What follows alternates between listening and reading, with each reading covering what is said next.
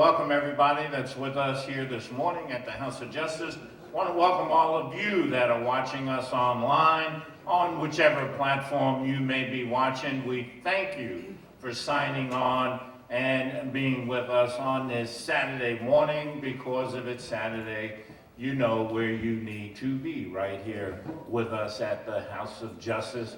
Of course, while you're online, we always invite you to tour the website.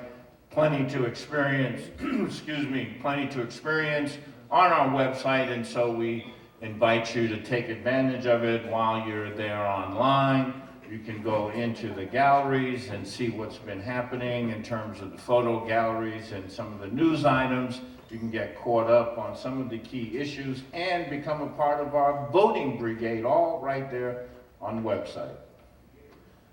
We're back, brothers and sisters. You're listening to the National Action Network Saturday Action Rally, coming to you live on WLIB 1190 AM, streaming to you across the country on a number of platforms. We're live right here in the House of Justice, 106 West 145th Street. Call somebody. Tell them the action is on the air. Right now, I'd like you to get on your feet and put your hands together at home for the president and founder of the National Action Network, the Reverend Dr. Al Sharpton. No justice, no peace. No justice, no peace. No justice, no peace. No justice, no peace. What do we want? Justice. What do we want? Justice. What do we want? Justice. When do we want it? Now. When do we want it? Now. When do we want it? Now. When do we want it? Now. Fist bump with the person next to you, tell them you love them. Never give up and never give in. Change your world, keep it coming. Troubles and sorrows come as always. God on our side, nothing but pride. What is the road? There is road. A better day is coming and it's coming. Yes, change will come. Change will come. Change will come. Starting with you. Starting with you. Never give up and never give in. Change will come. Keep it coming. Troubles and sorrows, that's always. God on our side, nothing but pride. What is the hope? There is hope. A better day is coming. Yes, change will come. Change will come. Change will starting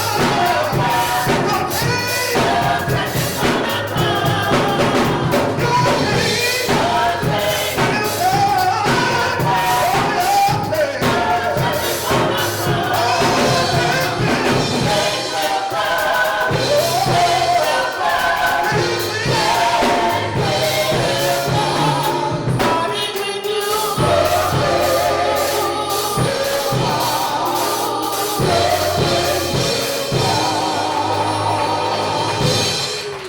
National Action Network Change Choir, give them a big hand. Give them a big hand.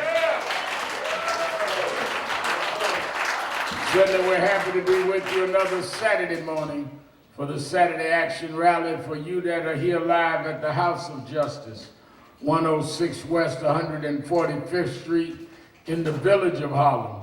And for you that are listening live on 1190 WLIB AM in New York, you that are watching live stream on www.nationalactionnetwork.net, We're happy to be with you another Saturday morning to give our report on where the action is. Give a hand to our presider, Attorney Michael Hardy, and our musical director, Minister Tyrone Richards. Certainly we enjoyed that inspirational message all the way from Philadelphia, Dr. Brian Moses. And certainly he told it right. If you say it, you gotta mean it. A lot of y'all say stuff you don't mean. Look at folk you don't even like and say good morning. You don't mean that. You don't care if they have a good morning or not.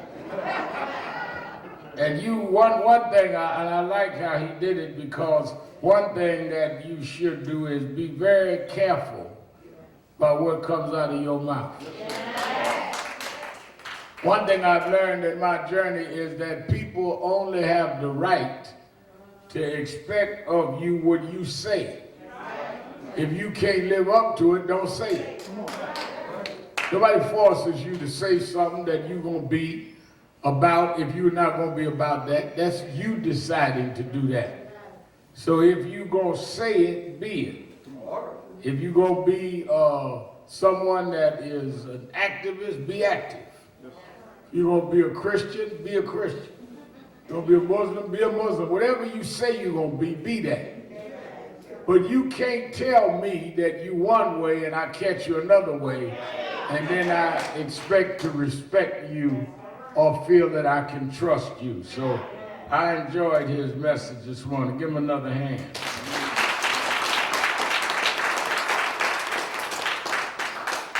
Let me remind you of a few announcements that were made. I want to emphasize that on this afternoon, Mother Nixon's 100 years old. And she is a lifetime member of the network, and we celebrated her birthday here last week, but today they're gonna have a drive-by. They're gonna have a drive-by at the church she's a mother at, Mother AME Zion. And it's a drive-by there at 137th Street, right off of 7th Avenue, where Adam Green Park Boulevard. Mother AME Zion is a historic church. Paul Robeson used to go to that church. And Mother has been there a long time, and she's been with us from the beginning. Mother has been in the movement since the days of Malcolm in New York and others. She's never stopped being an activist, and we're thanking God that she's made it to her 100th birthday. That's right, give her a big hand.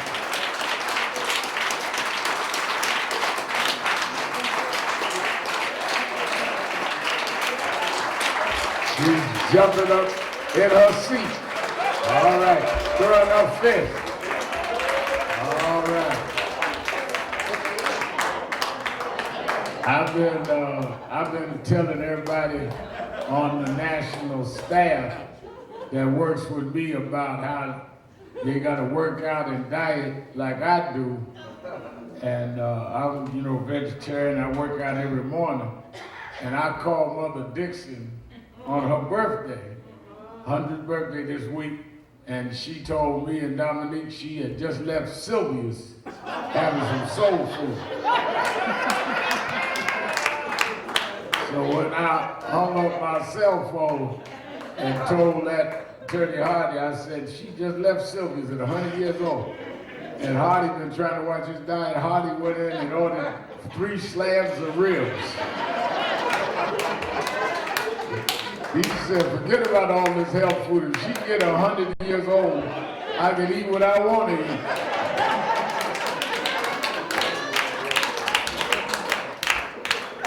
So there goes my diet lessons.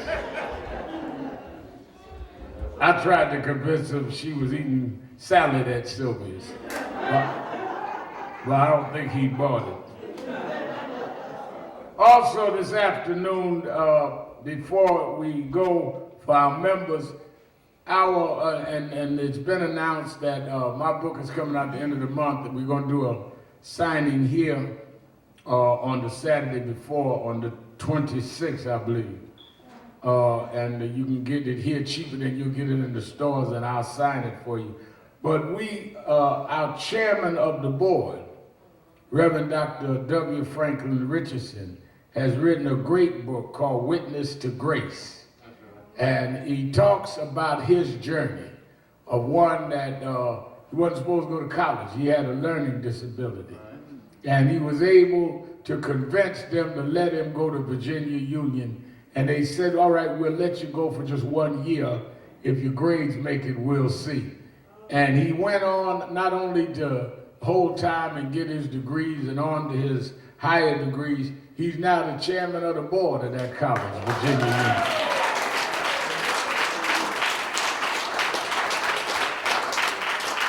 And he pastors the largest congregation in Westchester County. And he talks about how he went all the way with grace. A lot of y'all think you've got to be born with a silver spoon in your mouth, or that you've got to inherit something from those ahead of you, and if you don't come from that kind of pedigree or that kind of lineage, you can't go anywhere. Well, you need to read Witness to Grace by Dr. Richardson. You see him now as one of the great faith leaders in the country and chair of the board of NAN and of the Conference of Black Churches. But he started like you and I did. Father wasn't a preacher, didn't have that kind of background, but now look where he is. You need to buy this book. I'm going to give some away today. I'm not selling his book. We're going to give the gift first come, first serve for members here today, Witness to Grace. And then in 2 weeks, I'll be doing my books here at a reduced price. I ain't giving mine away because we got to pay for it. I don't want nobody coming up in here saying, now you ain't got to pay what you pay in the store, but you're going to cover the cost of what we got to do with the publishers.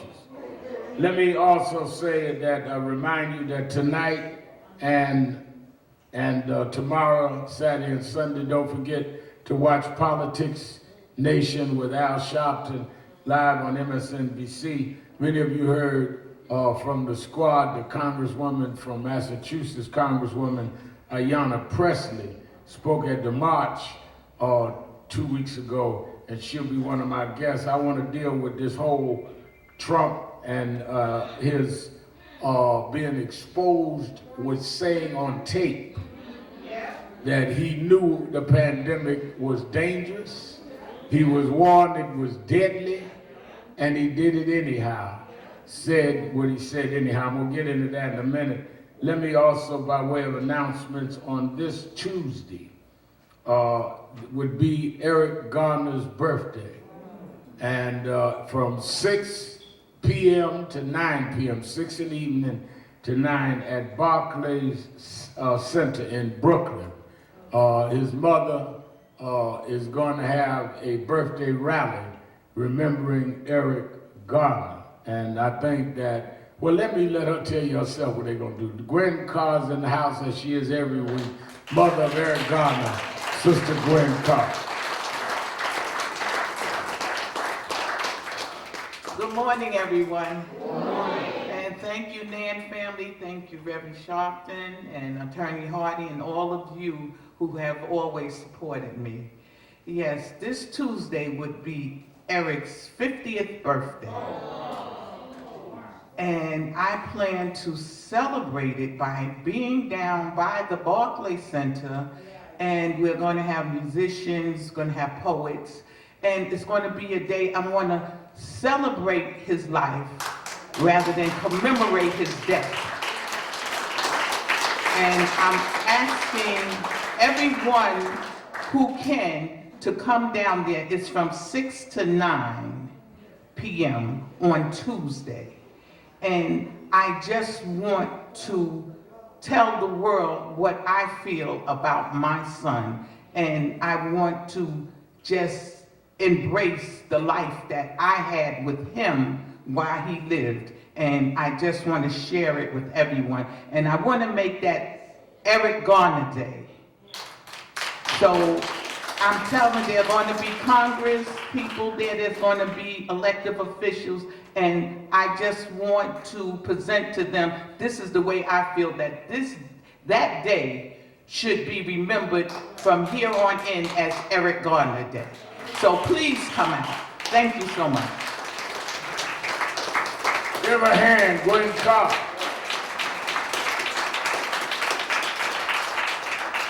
And that's in order, you know, they just proclaimed. I was reading early this morning on the internet that they proclaimed the birth site of Emmett Till a national landmark. We must commemorate the lives of our martyrs, because our martyrs tell our story. To a generation, my mother's generation, Emmett Till was what Trayvon and Eric Garner and George Floyd is to this generation. And many of us have gone through generations in our own lifetime. I remember when the story of Amadou Diallo was the worst we'd seen.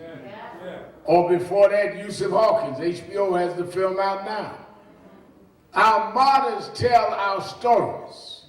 And if you tell people of a certain generation just a name, that name will tell you where we were in history. You say Emmett Till, well, folk that were born after the 50s may not know what you're talking about. But folks born before 1960 know what Emmett Till means. There will be a day that folk won't know what George Floyd means. But if you make them landmarks, and if you celebrate them, as she has said about Eric, children unborn will say, why do we remember that? Why is that a national monument? Why is that a day? And you will tell the story not only of the martyr, but tell the story of what we had to overcome and deal with in this country. Why is that important? Because a lot of people feel that we just got here by automatic. It amazes me to see people, when I go downtown in Midtown Manhattan, we have a NAN corporate office in the garment district, and people be going up in these skyscrapers like black folk always had executive jobs up in there. And be talking about how tired they are from happy hour.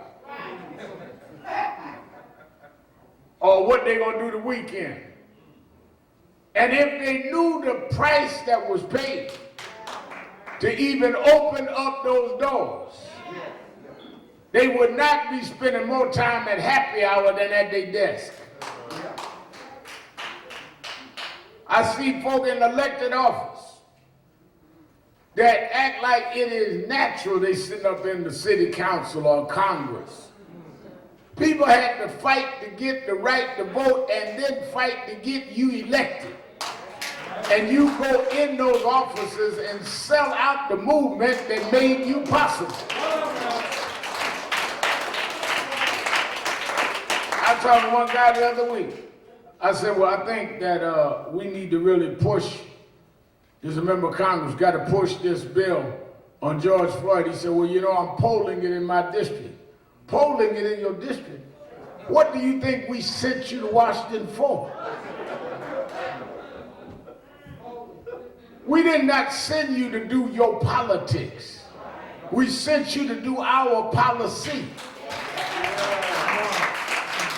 If we had any idea that you thought that Goodman, Cheney, and Swerner died for your career, or that John Lewis took a beating for your career, they could have stayed home and lived a peaceful life.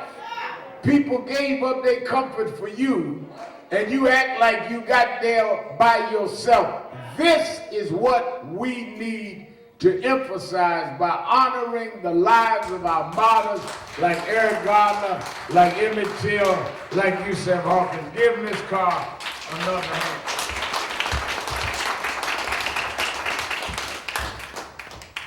Let me say that it is important. Let me welcome our Impact Television family joining us all over the world. As I talk about our martyrs, 43 years ago today, Steve Biko was killed in South Africa by police. And this afternoon, which will be night in South Africa for you that are watching us there, I'm honored that the University of South Africa and the Stephen Biko Foundation has asked me to keynote the National Biko Lecture happening today in South Africa. I'll be doing it by Zoom in a couple of hours. And I talked yesterday with his son, who heads the foundation, and his widow will be there. If you look at the parallels between our struggles all over the world, it is a global struggle. What people do not want to recognize is that the same white supremacy that we fight in the United States, they had to fight in Africa, in Asia, and all over the world. That's why I tell folk talk about, well, I'm just going to leave here and go back to Africa. You're going to run into white supremacy in Africa. You might be changing address, but it's the same problem.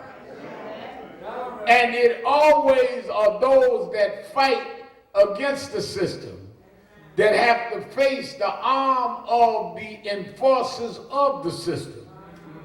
One of the reasons why they honored me with doing the lecture this year is that the same law enforcement that stepped outside the law on Floyd stepped outside the law on Kill Biko.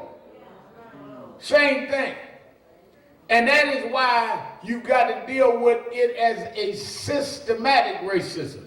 You cannot just deal episodic, one episode to the other, until you change the system, which takes laws and takes digging out the bad and restructuring. That's why I said we got to reimagining what policing is. You got to restructure all of this. Otherwise, it's going to keep happening again. Like baking a cake, if you keep putting the wrong ingredients in, you still going to get the same mess. And it is built in the system. And it's parallel. No accident that in the early part of the 20th century, it's one of the reasons why I'm working hard every day on building this museum here at the same location where you have an House of Justice. These developers brought the block, but I made a deal that we can have our museum here with them. And because we need to be able to tell our story at the same time that at the beginning of the 20th century, that they formed the NAACP, and then the Urban League about 3 or 4 years later. This is the first decade of the 20th century. When the ANC started in the second decade of the 20th century in South Africa, they studied the models of the NAACP and others here. And in many ways, they studied models going back and forward. Biko, in the mid-20th century, pioneered and personified the Black consciousness movement, which paralleled in the States the Black Power movement. So many of us act like one of the things that I always try to warn people is if you study more than you look in the mirror, you would find out what you're doing is bigger than you and has been done before. I read all these black scholars who had done no scholarship that act like everything is new. You keep hearing all these people talk about, well, it's the first time we see movements that were organic all over the country. That's not true. The Freedom Riders were organic. Didn't nobody organize, incorporate, and was the president of the Freedom Riders?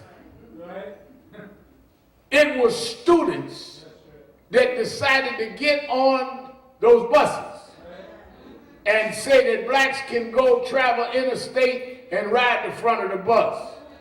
That's where SNCC came out of, the Freedom Riders. Well, you know, we got to deal with generational problems. We always had generational problems. They ain't new. You ain't the first generation that wanted the generation ahead of you to give you space. Everybody did. In the 60s, SNCC used to call Martin Luther King the Lord. Here come the Lord, the old God. Right here in Harlem, there were those that criticized Malcolm. Bentley here. Bentley was there when they killed Malcolm. Everybody in Harlem wasn't with Malcolm. Read your history. Quit talking stuff and nobody will know how ignorant you are. Am I telling the truth, Bentley? I'm talking about many that call themselves black nationalists was against Malcolm. When Malcolm got killed, they couldn't find a church that would let him have the funeral. Hello? Finally, Bishop A.A. Childs at Childs Memorial said that on 147th Street, said y'all can bring his body here and have the funeral. Childs Temple Church of God in Christ. All of the big super black Afrocentric churches in Harlem would not let Malcolm's funeral happen in 65. It ain't the first time that people that were out front got criticized by their own. That's why if you gonna stand up, Jesus said, going to Rev Mosley, pick up your cross and follow me. He didn't say pick up your crown. He said pick up your cross, which means you're going to suffer some if you're going to fight for what's right. You're going to be scandalized if you're going to fight for what's right. You're going to be criticized. You're going to be backstabbed and betrayed. But if you bear your cross, then you can wear your crown. Too many of y'all want your crown without the cross.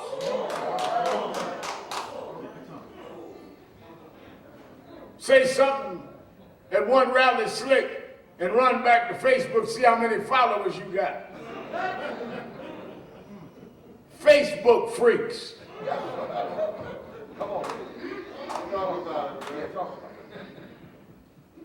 Rather than committed to something. And that is why the Steve Bikos of the world, 43 years later, South Africa stops and honors him. That is why John Lewis being honored. That's why Dr. King, who was killed 52 years ago, is remembered. Because they stood for something. You ever think about Dr. King was from Atlanta, Georgia? Do you realize that in the 60s when he was fighting and going to jail, there were plenty of preachers in Atlanta, had bigger churches, had bigger choirs, but you couldn't tell me any of their names. The reason they remember King is because he stood for something. He made the best sermons that he made was what he did.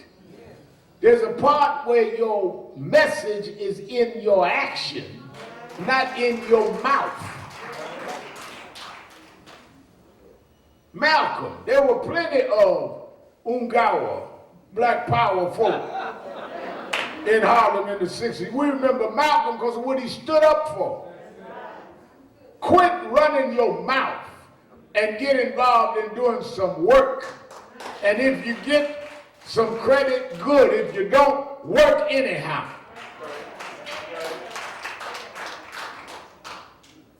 I went this week to Lafayette, Louisiana. Police shot and killed a brother down there named Trayford Pellerin. And because the storm came right behind the killing, it did not get the national attention that it deserved. Attorney Ben Crump had called me when it happened and said the family had wanted me to come and do the eulogy. And they couldn't have the funeral because of the storm. And when it cleared up, they had it on this past Thursday. And I fulfilled my obligation. You got to go no matter what. And it got a lot of attention there in Louisiana. The thing I always tell people, and Gwen Carr always backs me up, is that they accuse Nan and me and others coming in on big cases. Most of the cases we have fought, we help make big.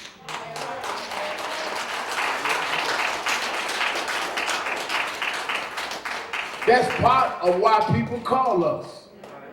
It's so that the case can become big and stay big enough so that they have to seek some justice in the case.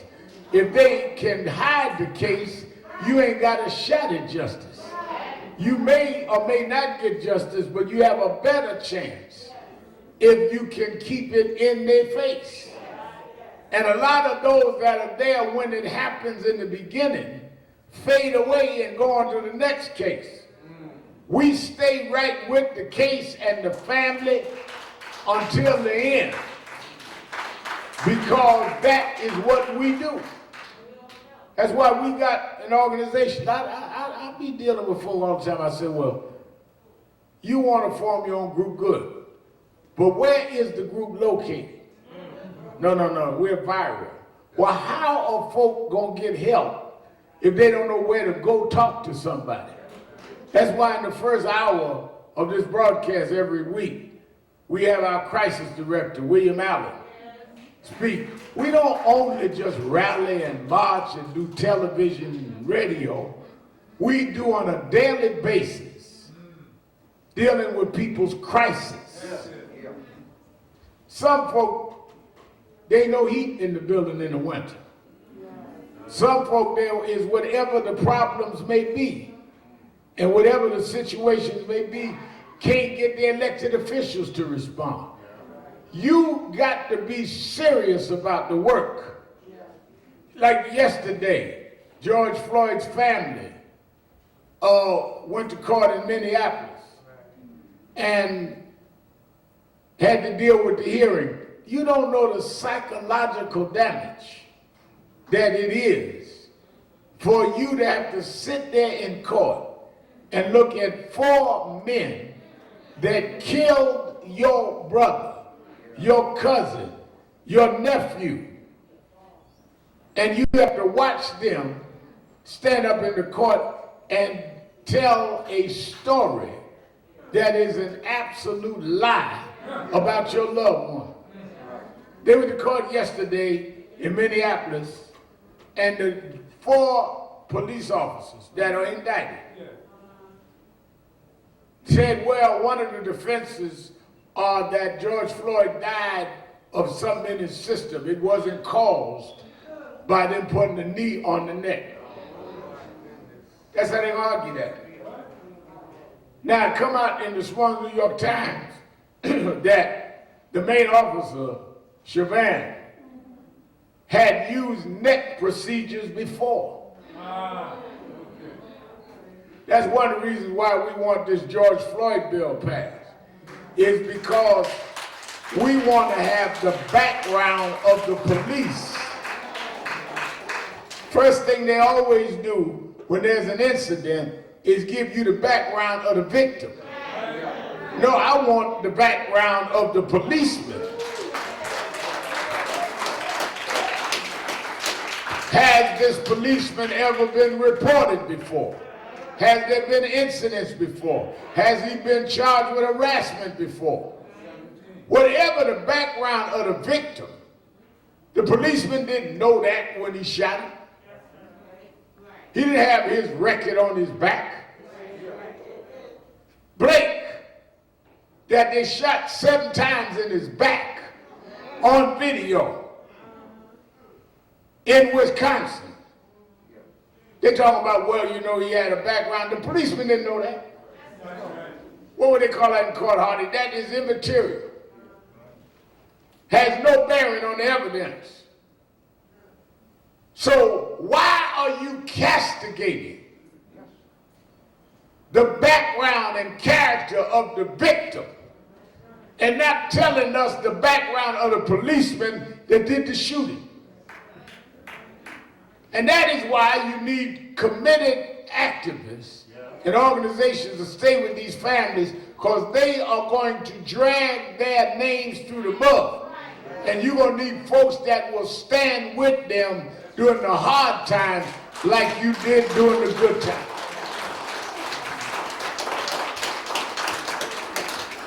They did it to Eric. They did it to every victim we ever fought for. Any mess they could come up with, they put all over the papers. And I told Ms. Carr and the gardeners, I told everyone we fought for, let me tell you something. They're going to come and dig up everything they can, and what they can't dig up, they'll make up. All they got to do is get a little bit, and they'll blow it up to something bigger. I said, now the good news about us coming is they despise me, so they will be making up stuff and digging up stuff on me, so they got to get to y'all next. I'm the first row. Let them come at me. That's what I do. Shoot your best shot. They been shooting me all my life. That is part of what you do. And you got to understand that. You know, people tell me all the time, Remal, you know, you always controversial. Because I'm fighting those in power. Do you think they're going to pat you on the back to fight them? Do you think they're going to congratulate you for changing their privileged status? That's why we were talking the other week that we want allies. We want folk, white, Latino, black, everybody in this. But don't come as an ally and change the course of the movement and decide who's going to lead and who's going to speak and who's going to do what. Because now you're going too far. I remember early this year, they having a rally about our conditions. And one group brought Gwen Carr, Eric Gardner's mother, down to speak at a rally about her son and George Floyd and others. And these folks talking about, well, we don't have her on the program. What kind of program you gonna have? Where the victim can't talk.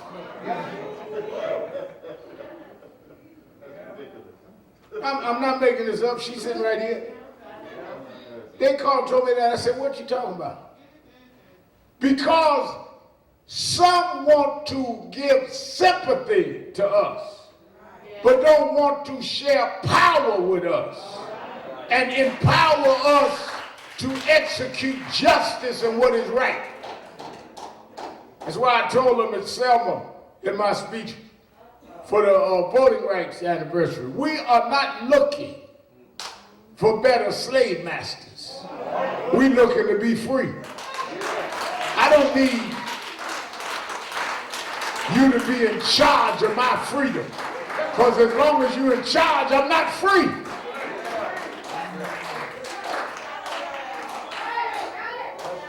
Well, Red Mal, let me tell you how we're going to do this. No, you ain't telling me nothing. If it's going to be we going to discuss how we going to do it. That's why when we went to Washington 2 weeks ago, all the media talking about, They called a march on Washington, George Floyd's funeral. We gonna see if anybody come. Yada, yada, yada. And they were ready for nobody to show up. And when they looked, even in the pandemic, tens of thousands of people wrapped all the way around the reflection pool.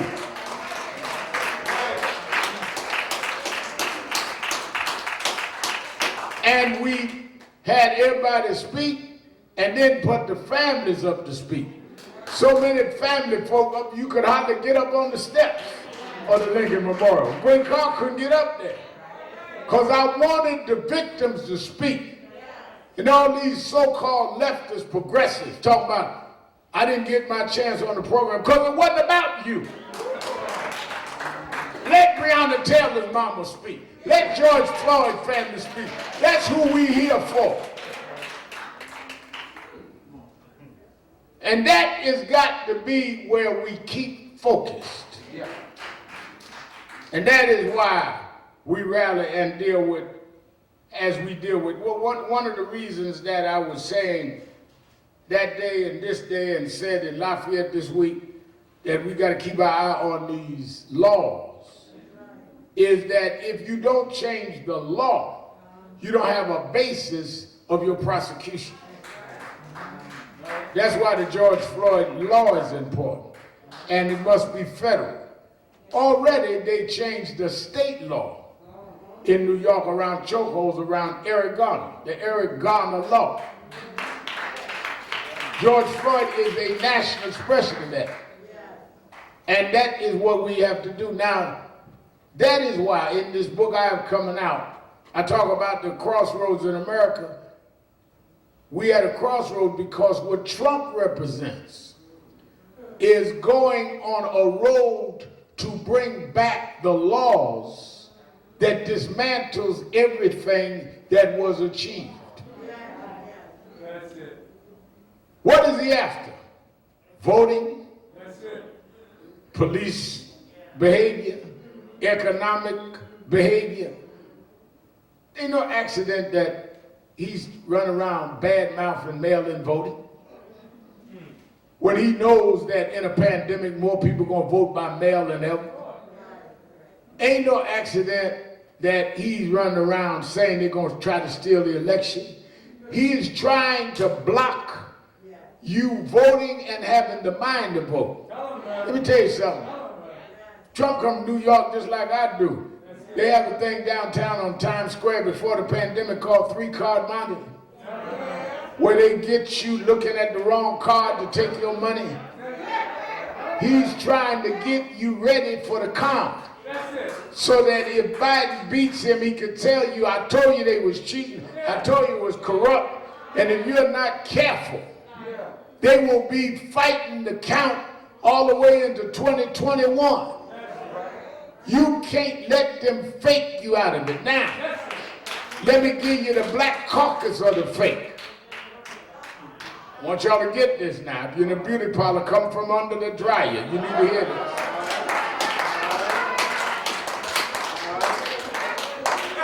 The black part of the con is voting on me nothing no how. You just wasting your time. Ain't nothing gonna change. We had Obama 8 years and ain't nothing changed. That's part of the black fake, to talk you out of that. We are not where we need to be. But to say that we have not gotten anything done is a lie.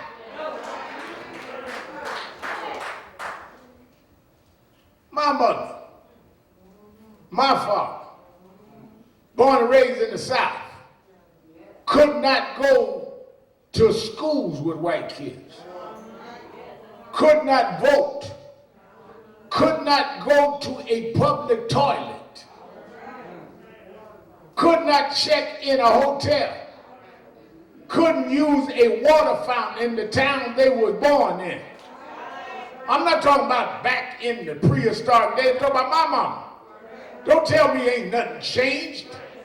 That didn't change by automation. That didn't change because one day folk woke up and said, let's be nice to Negroes.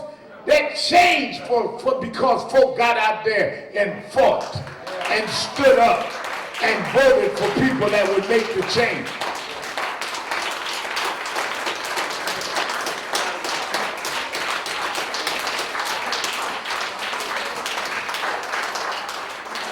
You going to schools that blacks couldn't get in,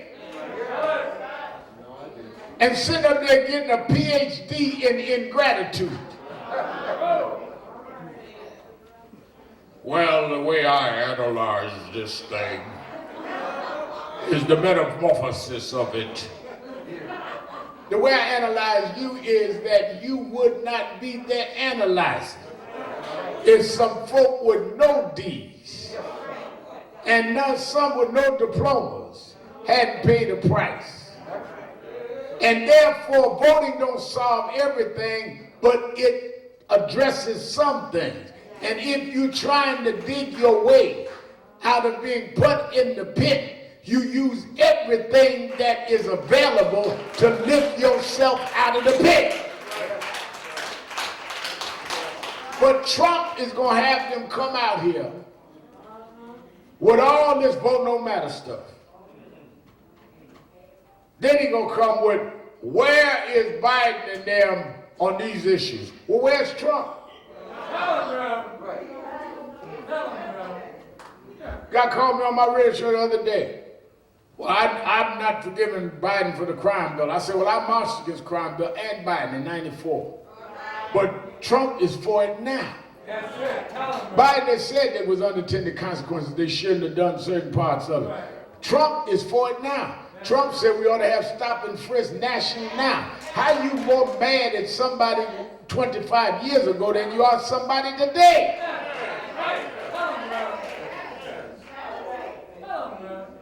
Well, same caller. Reverend Arrow, where's Biden on reparations? He said he supports H.R. 40. Trump say he's against reparations. Beware of the trick now to come, where they gonna put more on Biden and Kamala Harris than on Trump. Trump in the last 2 weeks ended any racial sensitivity tests in federal agencies. Stop discrimination policy in HUD, which was stopping discrimination in suburbs. In the last 2 weeks, Trump did. Trump's own lawyer and fixer, Michael Cohen, said he's a racist. Omarosa say he's a racist. So, I mean, what are we talking about? But if you get some blacks, many of them confused, some of them hired. I'm going to say it again on television and radio. Some of them are hired to cause confusion. Because Trump don't need you to vote for him. He just needs you to not vote at all.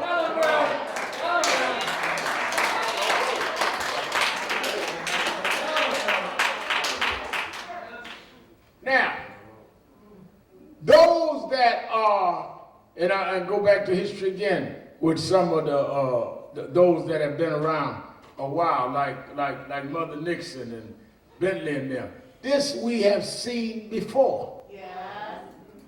That's why I want y'all to study your history. And I want y'all to know that these things are the same playbook. Because the folk fighting us study theirs. You know, one of the first things Trump did when he got elected and went into the White House is he put up the President Andrew Jackson's picture in the Oval Office. Which means he was representing with Andrew Jackson that Andrew Jackson was a slave owner. Am I right? And Andrew Jackson appointed Judge Taney to the Supreme Court. Judge Taney was the one that came with the Dred Scott decision, saying that no black had a right that a white had to respect. That's who's hanging in the Oval Office right now. The president that put Taney on the bench. Ain't no accident Trump got him up there. Because Trump is relating to the lineage and history of what ideology he comes from. And you are running around talking about don't listen to the old school. We got to do it a new way. This, that, and the other. And they're trying to disconnect you from your history so you will not know the playbook to be ready for.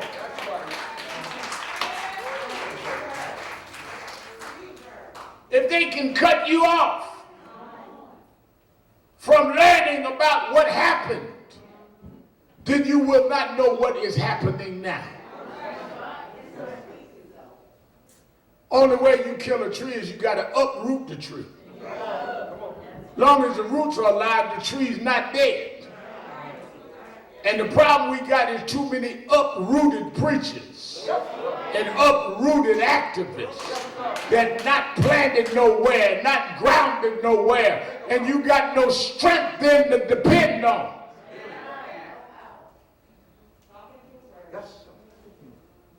Come out. All of us have had to adjust our lives because of this pandemic. Had to stay in our homes. Had to walk around our homes with face masks on and still wearing them. And then we find out this week that in January, they went, the experts, and told the president that there was a pending pandemic that was deadly and dangerous, that will be the worst situation in your presidency. In January, as late as March, he was still saying it's only a few people.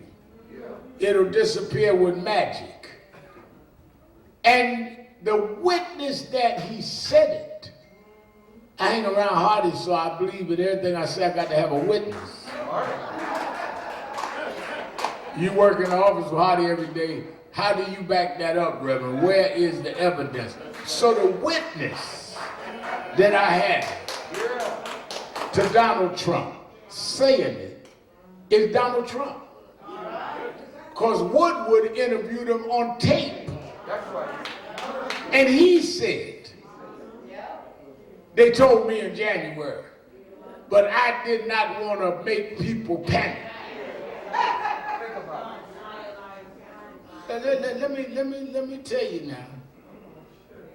He said on several conversations on tape, I knew it was deadly, but I wanted to play it down because I didn't want people to panic. If something was deadly, how do you decide not to tell people they're facing potential death and they need to do these precautions? He's running around telling people don't put face masks on. Telling reporters, take that off, I can't hear you. Mocking them when he knew better. See, I thought he just was uninformed. I thought, he don't read nothing and he said watch television all day. I thought he just didn't know. Now we know he knew. Can you imagine you get sick? You got a terminal problem that could cause your death, and the doctor say, I ain't gonna tell him and his family because I don't want to panic. So the doctor gonna decide to just let you die. Or maybe it's a miracle come.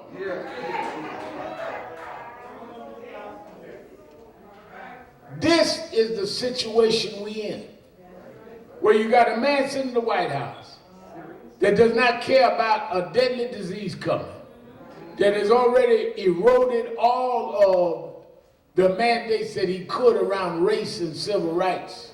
Only the laws he couldn't change, and he's trying to weaken the execution of them. And you sit up here letting some con folk tell you, don't vote. Don't stand up against it. Just sit up and yell at the television like you yelling at the television gonna change something. These things are serious. Yes, sir. And if we don't deal with it seriously, we will be held accountable in history. One of the things that is very important to understand is that you are judged on a broad level. Let me tell you, nobody's perfect. What you want at the end of life is that your good outweighed your bad. I want to be real clear on that now. If you're looking for a perfect person, nobody perfect. Everybody in here done made a mistake. That's why I tell folk, don't be getting on these young folk when they make a mistake, because you made some too. I could never understand, Brother Gilchrist, how old folk in the church want to run the young folk out because they made a mistake, or they did this, or they did that. You did too. You might have done it down south and moved up north, but you the same one. If we dug a little deep into your hallelujah, we'd find out something.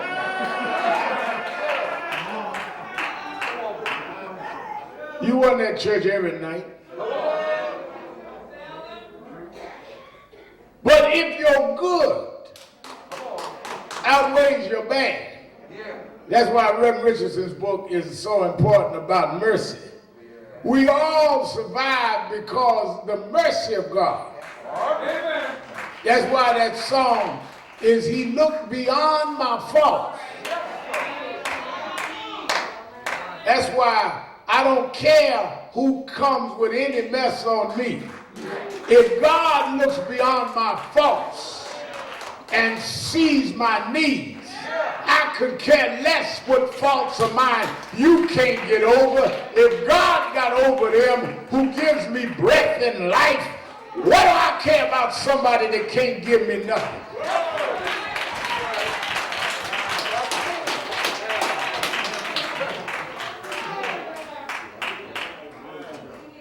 Saints are not perfected people. Saints are not people that never made a mistake. Saints are not people that have an unblemished record. Saints, Donnie McClurkin had it right, is a sinner who fell down but got back up. I might have fell down 100 times, but I got back up 101 times.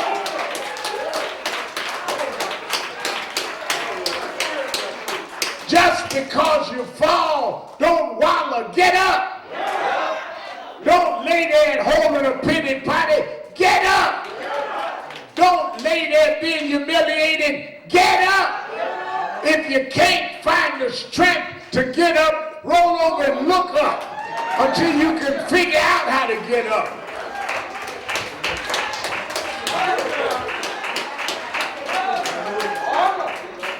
But don't accept being down. That's why we march and protest. And that's why in our personal lives we keep going. Because we don't adjust to being down. Don't normalize being down. Don't say, well, you know, it's in my family tree, the family curse. Well, maybe you were born to break the family curse. My mama did it, my grandmama did it, so I just can't help it. Yes, you can. Maybe you were here to break that cycle.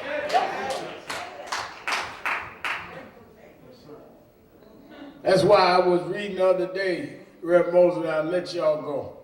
I was reading about this man that was laying by the pool of Bethesda.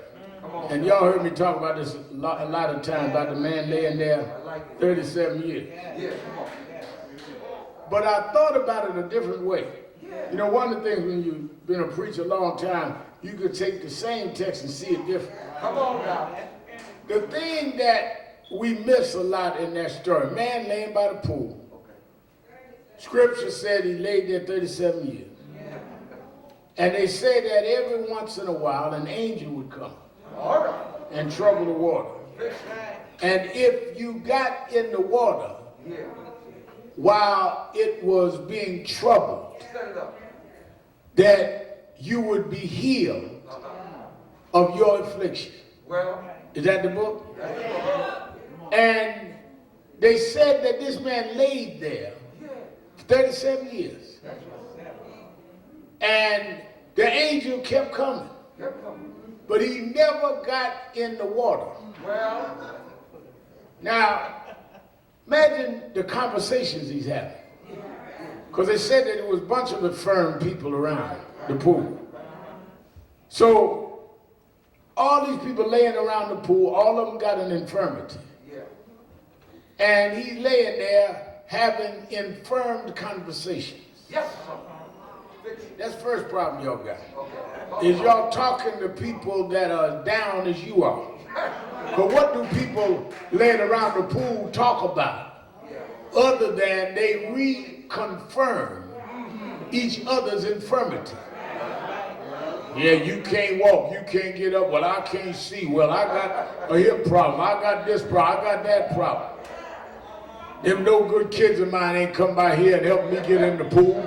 Here come the angel again. And ain't nobody helped me. Lady at the choir singing if I could help somebody. She ain't never helped me. Just laying around complaining.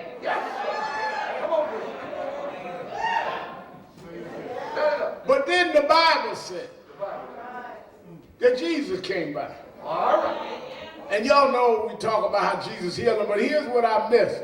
Jesus did not give him a prayer cloth. No. Jesus didn't tell him to repeat after me 3 times. Yeah. Jesus didn't give him any rituals or anything to go with. Jesus said, do you want to be made whole? What do you mean? I asked you, do you want to be made whole? Come on.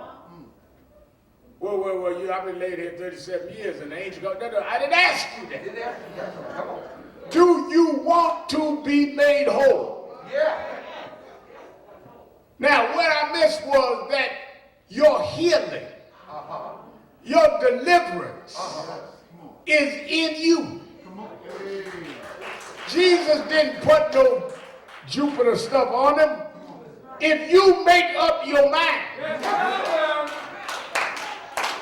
to get up, your problem is you never made up your mind to get up off what you laying down in. I am Christ to come and trigger your faith. Because if your faith catches in, your legs will get you up.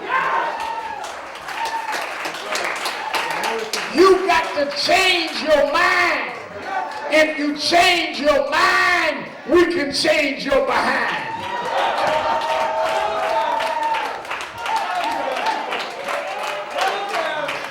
Do you want to be made whole? And when he made up his mind, he said, all right, then pick up your bed. The Bible didn't say Jesus even helped him get up. He didn't even grab the bed. He didn't grab his arm. He says, all in you, pick up your bed. And I want you to walk. And I know it's against the law to walk on the Sabbath. You got to break some laws when I heal you. You're going to have to be criticized when I hear you.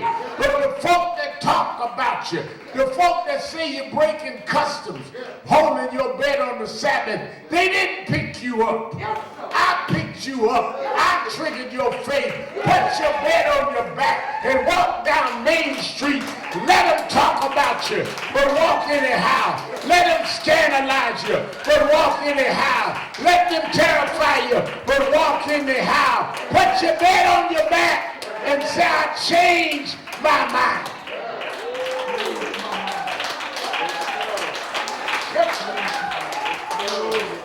Tell Trump. Trump said, I don't know what's wrong with me. We used to be all right, but I picked up my bed. I changed my mind. I ain't your little boy that hang out at the fights. I'm a grown man that stand up and embrace my race and my creed and my bearing. I picked up my bed and I'm walking down Pennsylvania Avenue saying no justice, no peace. I won't lay down no more. Stand up, black man. Stand up, black woman. This is your day. This is your time. This is your hour. Pick up your bed and walk. Walk. Walk. We fall down, but we get up. We fall down, but we get up. We fall down, but we get up. For the chain is gone, a sinner who fell down. Oh, and got up. We fall down, but we get up. We fall down, but we get up. We fall down, but we get up. For a change of a sinner who fell down.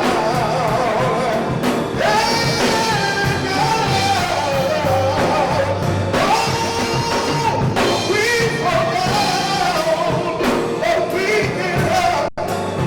We fall down, but we get up. We fall down, but we get up. For the sake of a sinner who fell down. Oh, yeah, God.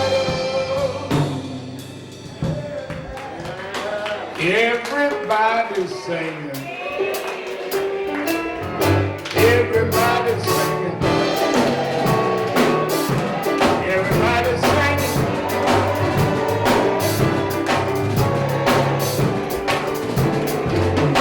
Everybody's singing. Singing like you mean it. Singing like you mean it.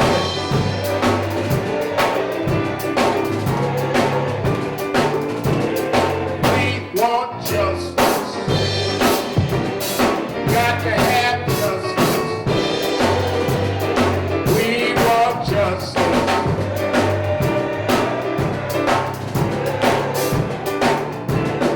One more time, y'all.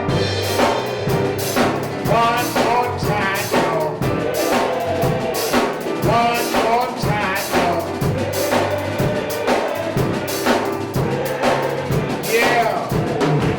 I'm opening the doors of the movement. There may be someone here in the auditorium that never joined National Action Network, wants to be a voter brigade member, wants us to help fight for justice, want to be able to be a part of this justice family. If you're here today and never joined, I want you to just come down to me either aisle and let us sign you up right now. If you're listening by radio, call right now. 1-877-626-4651. 1-877-626-4651 and join on the phone right now. You can go to www.nationalactionnetwork.net. All right, everybody's singing. Everybody's singing. Everybody's singing.